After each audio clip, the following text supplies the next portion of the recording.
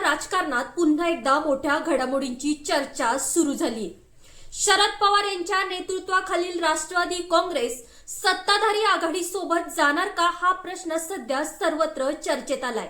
तर नमस्कार, मी कोमल आणि तुम्ही पाहत आहात बाई माणूस।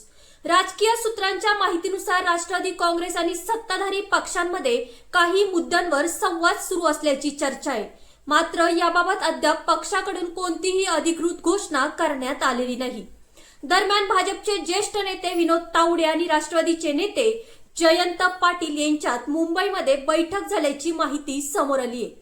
या बैठकीत विविध राजकीय विषयांवर चर्चा झाल्याचं बोललं जातंय। तरी आता त्याचा अधिकृत तपशील अद्याप जाहीर करण्यात आलेला नाही।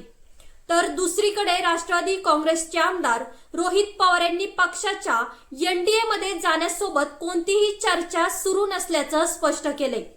तर अजित पवार गटाच्या आमदार सना मालिक यांनी शरद पवार गट सत्ताधारी आघाडी सोबत असल्यास त्याचे स्वागतच असेल अशी प्रतिक्रिया दिली आहे।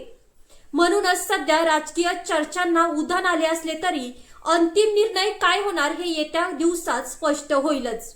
तर तुम्हाला काय वाटतं, शरद पवार सत्ताधारी आघाडी सोबत जातील का? तुमचं मत आम्हाला कमेंट मध्ये नक्की सांगा।